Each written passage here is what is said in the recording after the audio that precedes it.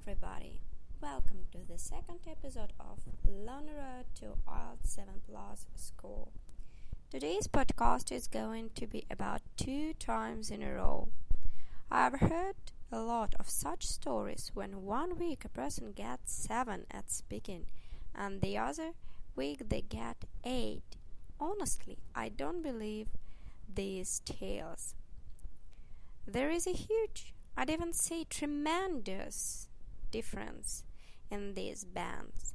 This December, I took 2 exams on 7th and 14th December. That was a real challenge.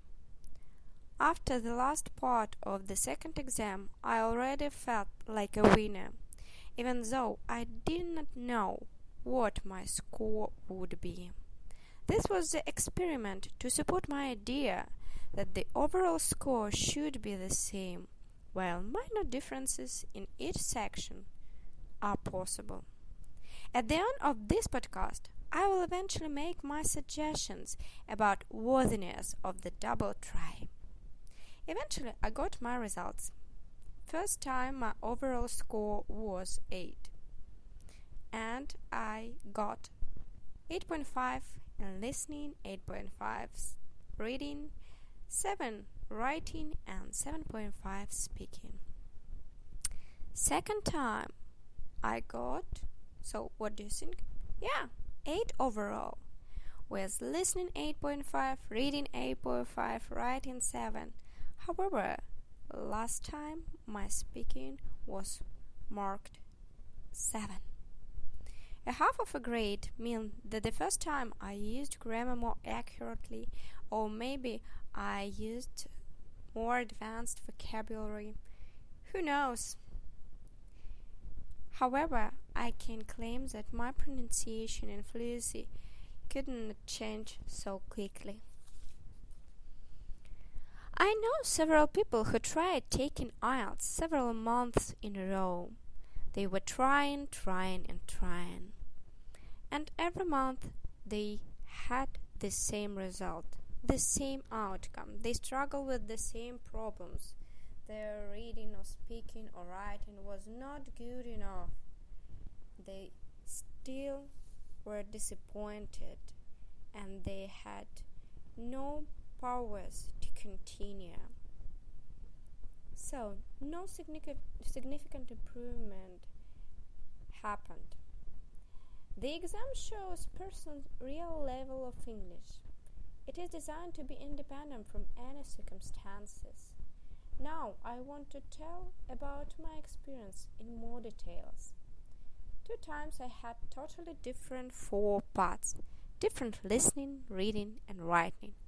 The only thing that was common 2 times in the speaking part, I was asked about street markets. First time, listening was hard due to the Australian accent in the part 1. For example, 10 was pronounced like tongue. Second listen contained a super tricky map. However, if you can hear, you'll hear everything or almost everything. Second time, in this 4th section of reading, I got a very complex text about kites.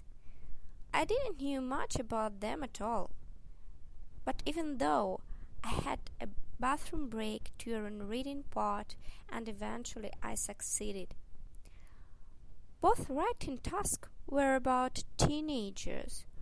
One was a discussion essay, another started with "Do you agree or disagree?" One of them was about worthiness of public speaking being taught in schools. Second time I really struggled with task 1 because it was something unpredictable and that I hadn't tried before. And I spent like 5 minutes thinking about it and planning my answer.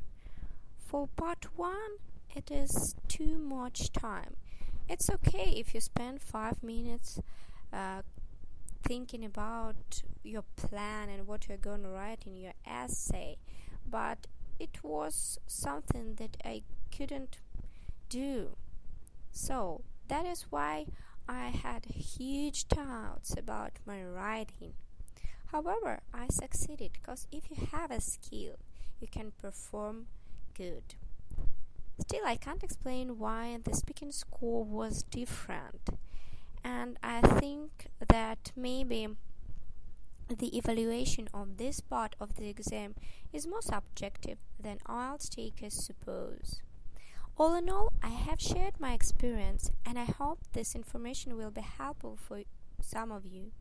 Personally, I would recommend not to pass IELTS very often, like every fortnight or month. You'll only spend money and time and get pretty same results. It is better to prepare thoroughly and take IELTS only once in 4 or 6 months. So, don't hurry, take your time and learn English. Bye bye.